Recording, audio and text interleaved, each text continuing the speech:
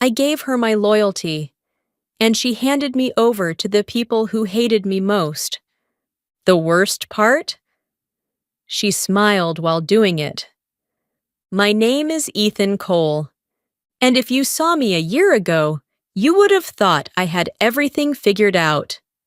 A stable job, a long-term girlfriend, a family that looked perfect from the outside.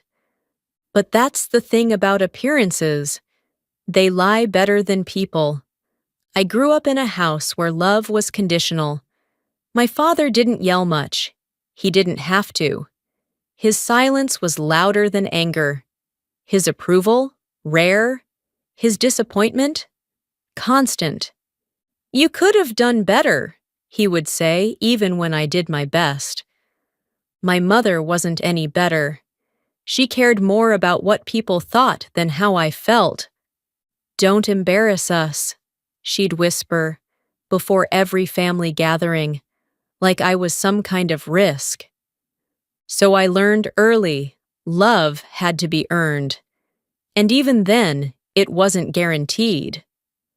Maybe that's why I fell so hard for her. Lily Harper. She was everything my world wasn't. Warm, gentle, soft in the places I was broken. She looked at me like I mattered. And God, I needed that more than I realized. I see you, she once told me, brushing her fingers against my cheek. I know you're not what they say you are. That moment, it felt like oxygen after years of suffocating. So I gave her everything, my time, my trust, my future. I ignored the small things at first. The way she'd disappear for hours and come back with vague answers. The way she'd get defensive over simple questions. The way her phone was always face down. I told myself I was overthinking, because when you finally feel loved, you don't want to question it. Then came the night everything broke. It was my father's birthday dinner. A big one. Important clients. Family friends. The kind of night where image mattered more than truth. Lily insisted on coming. I want to support you, she said. That should have been my first warning. Dinner started normal. Fake smiles, polite laughter, the usual tension hiding under expensive plates. Then my father stood up. I have an announcement, he said, raising his glass. The room quieted. I've decided to promote someone within the company to a senior position.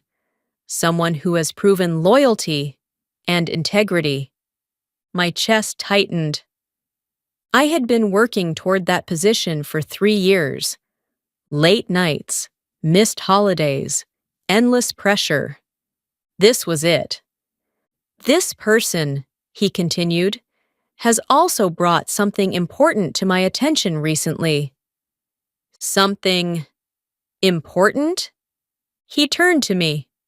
And for the first time in my life, I saw something in his eyes that wasn't disappointment.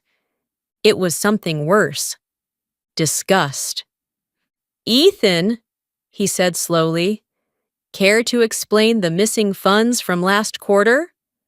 The room froze. My ears rang. What? I laughed nervously. There must be a mistake.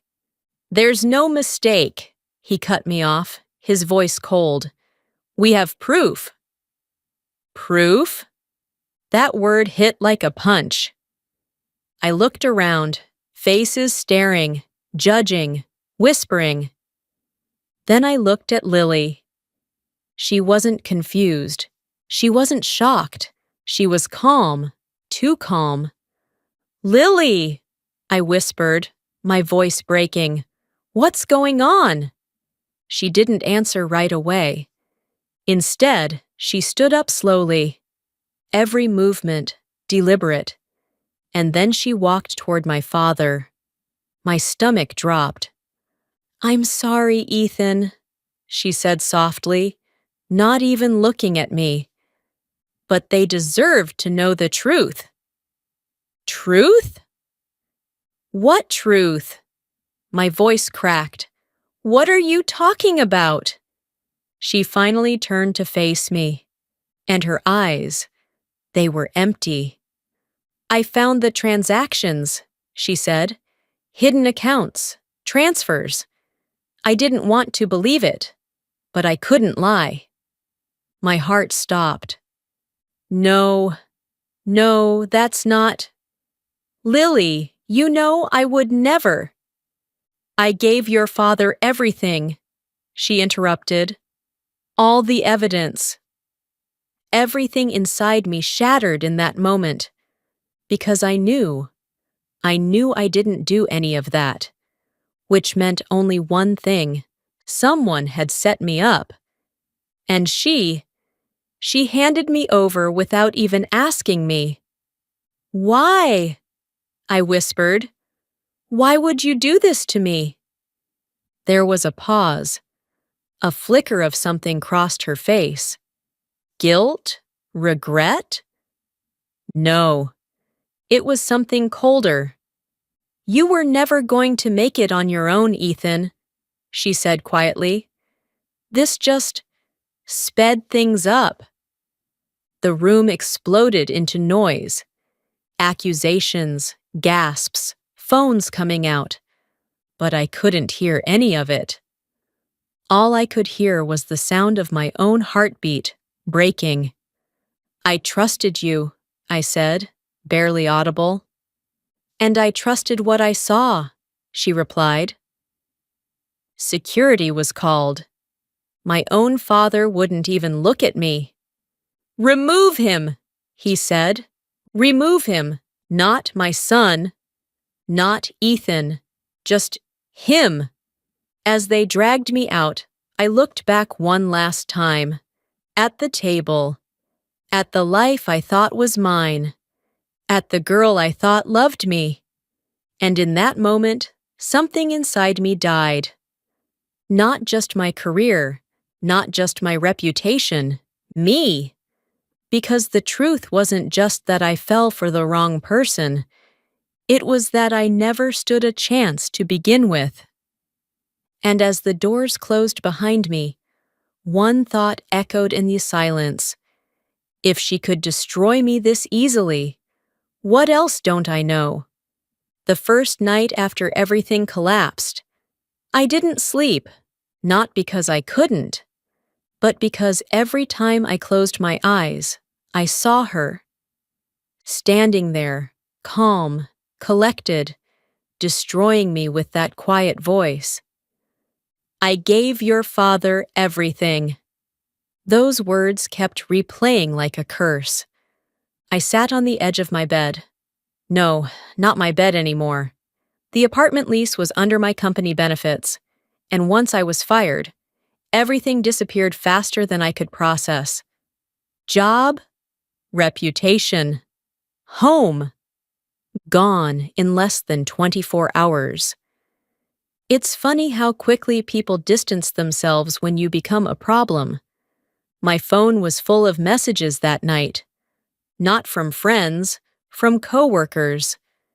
Is it true? What did you do?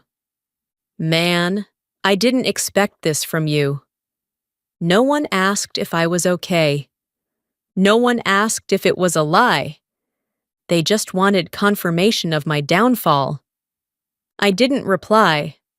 I couldn't. Because I didn't even understand what had just happened. The next few days felt like I was watching my life from outside my body. I moved into a cheap motel on the edge of the city. The kind of place where the walls were too thin and the lights flickered like they were tired of existing. It smelled like old smoke and regret.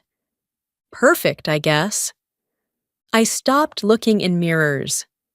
I stopped checking my phone. I stopped feeling. Or at least, I tried to. But pain doesn't disappear just because you ignore it. It waits. Quietly. until it hits you when you're weakest. And for me, that moment came on the fourth night. I was sitting on the floor, back against the bed, staring at nothing, when my phone buzzed.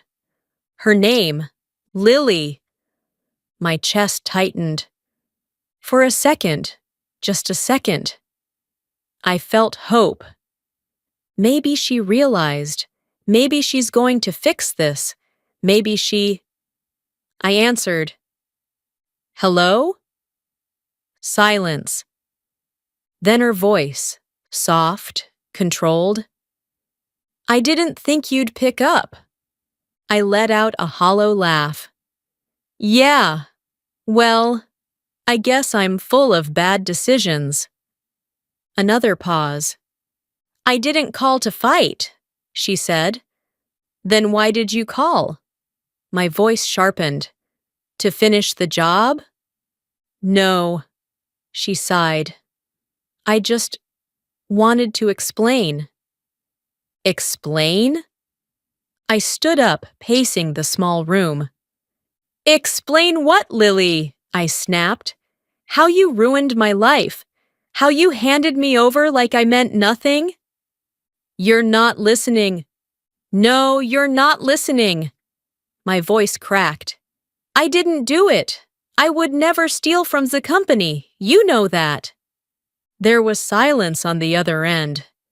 Heavy, uncomfortable. Then she said something that made my blood run cold. I saw the files, Ethan. So show them to me, I shot back. Let me see what you think you saw.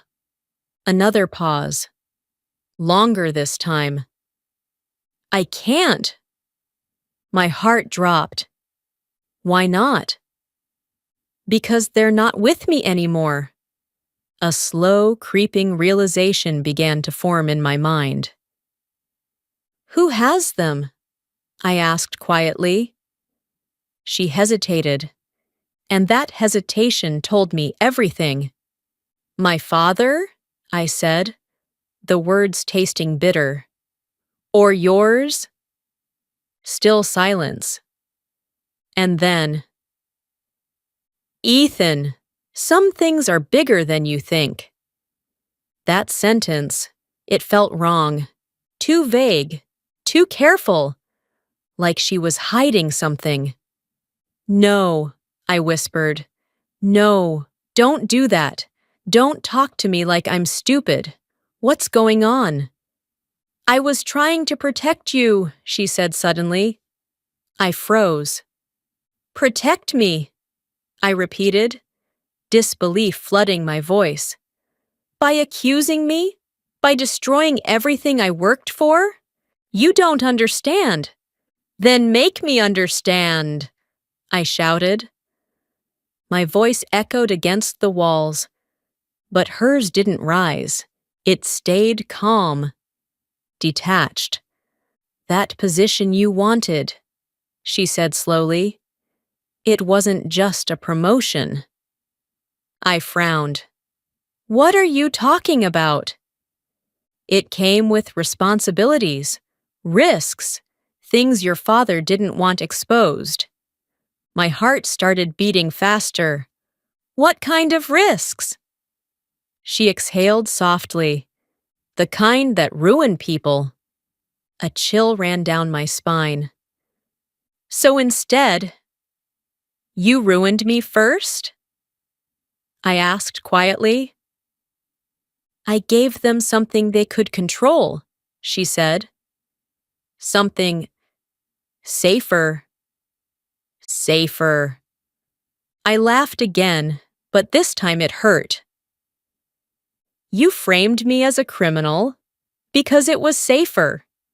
I didn't frame you, she said quickly. The evidence was real.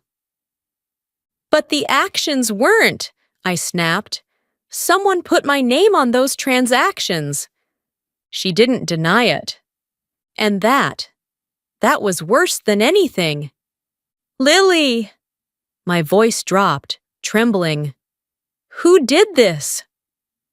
There was a long pause. Then finally, I can't tell you. That was it. That was the moment something inside me shifted. Not broke, not shattered. Shifted.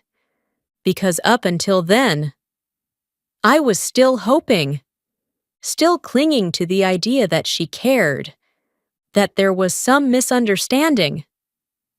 But hearing that, hearing her choose silence over truth, it killed whatever was left of that illusion. Okay, I said quietly. She seemed surprised. Okay? Yeah, I repeated. I get it now. Ethan! No! I cut her off, my voice suddenly steady. You've made your choice! And what does that mean? I looked around the empty room, at the peeling walls, at the life I no longer had, and for the first time since everything fell apart, I felt something clear. Not pain, not confusion, clarity. It means I'm done being the person everyone uses, I said. Silence. Then, softer this time. You're going to regret this. I almost smiled. Maybe, I admitted, but not as much as I regret trusting you. And then I hung up. The room went quiet again. But this time, it felt different. Still heavy, still dark, but no longer suffocating. I walked to the mirror, forced myself to look. I barely recognized the man staring back at me. Tired eyes, hollow expression, a version of me that had been stripped of everything. For a moment, I hated him. How did you let this happen? How did you not see it? But then another thought came, quieter, stronger. Because you wanted to believe in people who didn't deserve it. I leaned closer to the mirror, studied every flaw, every crack, and then I said it, out loud. I won't stay like this anymore. The words felt strange at first, unfamiliar, but also powerful. Because for the first time in my life, I wasn't saying it to prove something to someone else. I was saying it for me. I didn't know how I was going to fix everything. I didn't know who set me up. I didn't know how deep this went. But I knew one thing. I wasn't going to sit in this darkness and let it define me. Not anymore. Because if they thought they had destroyed me, they were wrong. They had just removed everything that was holding me back. And now I had nothing left to lose, which meant I could finally become someone they would never see coming. Stronger, colder, untouchable. I picked up my phone again, scrolled through the contacts I had ignored, people I had overlooked, opportunities I had never considered, because I was too busy trying to fit into a life that was never mine. That ends now, because the truth is, pain doesn't just break you. If you survive it, it rebuilds you into something dangerous. And as I turned off the lights and lay down in that cheap motel bed, one thought settled into my mind like a promise. They took everything from me.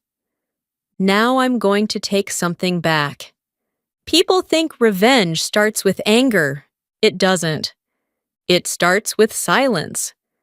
The kind of silence where you stop explaining yourself, where you stop defending your name, where you stop caring about what people think, because you finally understand something. They already decided who you are. So why not become someone they never expected? The first thing I did was disappear. Not dramatically, not in a way that made people notice. I just stopped existing in their world. New number, new routine, new version of me. The motel turned into a small rented room above a closed shop. It wasn't much, but it was mine. No expectations, no history, no one watching, just me, and the truth I needed to face. I was weak, not physically, not even mentally, but emotionally. I was easy to manipulate. I trusted too quickly, loved too deeply, ignored too many red flags. That version of me, he had to go. So I started small. Wake up early, no phone, no distractions, just discipline. At first, it felt pointless. Making my bed, running in the cold morning air, reading instead of scrolling. But over time, those small things built something bigger. Control. And control is power. I got a job at a logistics company, entry level, nothing impressive. The old me would have been ashamed. But this version, I didn't care about status anymore. I cared about access. Because while everyone thought I was starting over, I was actually starting deeper. I paid attention to numbers, to systems, to people, especially people. Because if there's one thing I learned from being betrayed, it's that the truth is never where people say it is. It's hidden in behavior, in hesitation, in what they don't say. And slowly, patterns started forming, not just in my new job, but in my past. I began digging, quietly, carefully. The financial records I could still access, old emails, archived files. It took weeks, then months. But I found something. A name, Marcus Hale, my father's right-hand man. The one person who had full access to the financial systems. The one person who could move money without raising suspicion. And the one person who suddenly got promoted right after I was exposed. My chest tightened when I saw it. Of course, it was never about me. I was just convenient. But that still left one question. Why did Lily help him? That answer came later. And when it did, it hit harder than everything else combined. 6 months after everything fell apart, I saw her again. Not by accident. Nothing in my life was accidental anymore. She was at a cafe downtown, the same one we used to go to every Sunday. She looked the same, maybe a little tired, maybe a little quieter, but still her. For a moment I just stood there, watching, not with love, not with anger, just observation. This is the person who destroyed you. And strangely, I didn't feel anything. That scared me more than the pain ever did. I walked in, ordered a coffee, and sat 2 tables away. She noticed me almost immediately. Her body stiffened. Her eyes widened. "Ethan!" I didn't respond right away. Just took a sip of my coffee, let the silence stretch. Then finally, "Hey, Lily!" My voice was calm, too calm. She stood up slowly and walked over. I didn't think I'd ever see you again." "That was the plan," I said. She swallowed. "You look different." "I am." There was an awkward pause. Then she sat down across from me without asking. Same habit, still crossing boundaries. "I've been wanting to talk to you," she said. "About what?" I asked. "Another explanation?" Her eyes dropped. "No, the truth." That got my attention. I leaned back slightly. Go on. She took a deep breath. Marcus came to me first, she said. My fingers tightened around the cup. I didn't know who he really was at the time. He showed me files, transactions, everything tied to your name. I know, I said quietly. But that's not all, she continued. He told me, if I didn't bring it to your father, they would make it worse. I frowned. Worse how? Her voice dropped to almost a whisper. They said they'd make sure you went to prison. My stomach twisted. And you believed them? I was scared, she said, her eyes filling with tears. They made it sound real, like everything was already set up. I thought, if I told your father first, maybe it would stay inside the company. I stared at her, trying to process. So you sacrificed me? To protect me? It wasn't supposed to go that far, she whispered. I didn't know they'd destroy you like that. I let out a slow breath. And for a second, I almost believed her. Almost. But then I remembered something. You never came to me, I said. Not once. She froze. I couldn't. No, I cut her off. You chose not to. Silence. Heavy. Unavoidable. Do you know what that means? I asked. She shook her head slowly. It means you didn't trust me, I said. Not even enough to ask if it was true. Her tears fell now. I'm sorry. I nodded. I know. And I meant it. That was the strange part. I wasn't angry anymore, because anger requires attachment. And whatever I felt for her, it was gone.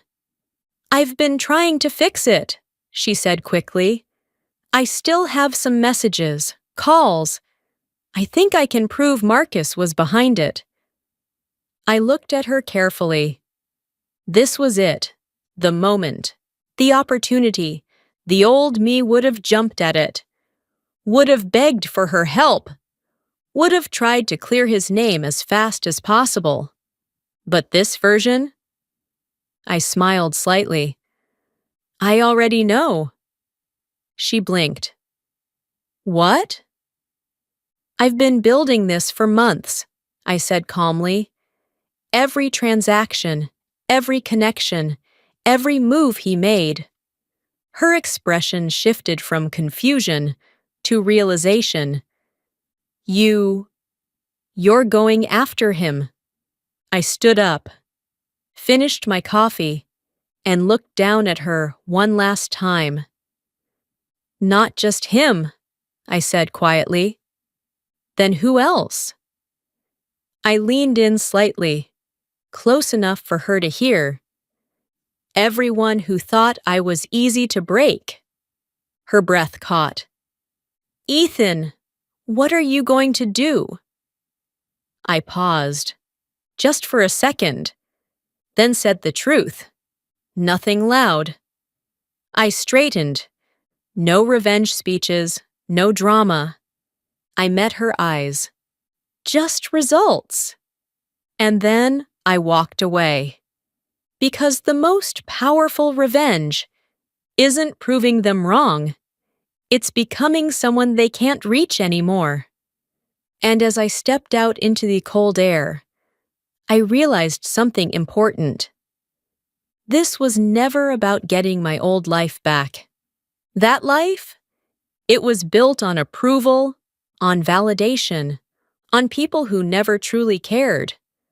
Number. This was about something else. Control, truth, and balance. Because while they were busy thinking I was gone, I was becoming the consequence they never prepared for. And soon, they would feel it, not through words, but through loss. Silent, precise, permanent. Revenge doesn't arrive with noise. It doesn't knock. It doesn't warn you. It just unfolds. Quietly. And by the time people realize what's happening, it's already too late. 3 weeks after I saw Lily, Marcus Hale disappeared. Not physically, he still showed up to the office, still wore his expensive suits, still smiled like he owned the world. But behind the scenes, everything started collapsing. Accounts flagged, internal audits triggered, anonymous reports sent to the board. Not accusations, facts, cold, precise, undeniable. I didn't rush it. I didn't expose everything at once. No, I let it breathe. Let it spread. Because truth, when released slowly, becomes poison. And Marcus? He started choking on it. The first crack appeared during a board meeting. I wasn't there, but I heard about it.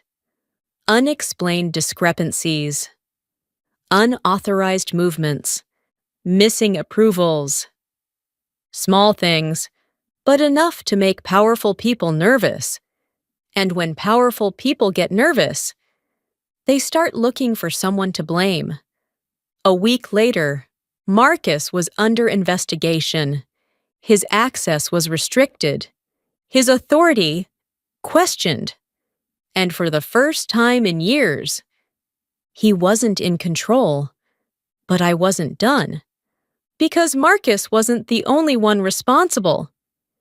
He was just the hand, not the mind. I requested a meeting with my father, not as his son, as a former employee seeking closure. He agreed. Of course he did. People like him always think they're in control of the narrative. Walking into that office again, it felt strange, familiar, cold, like stepping into a version of my past that no longer fit me. He was sitting behind his desk, same posture, same expression, same distance in his eyes. "You look different," he said. I almost smiled. "I am." He nodded slightly, studying me. "I assume you've heard about the situation with Marcus." "I have," I said calmly.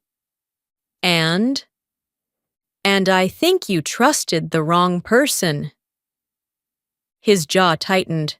"Be careful what you imply." "I'm not implying anything," I replied. "I'm stating facts." Silence, tense, sharp. Then he leaned forward. "What do you want, Ethan?"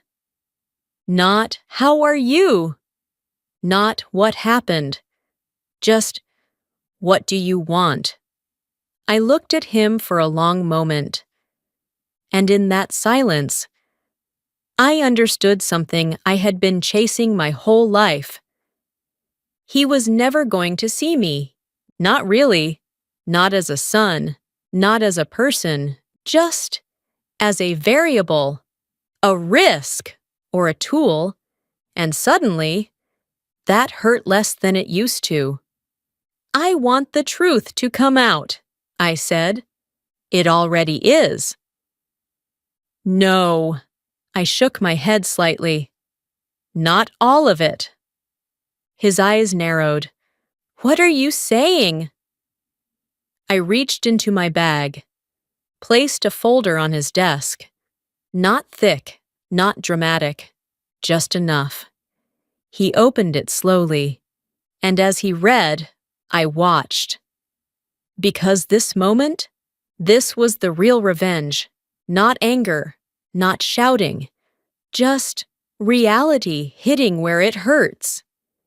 His expression shifted. from control to confusion to something I had never seen before, uncertainty.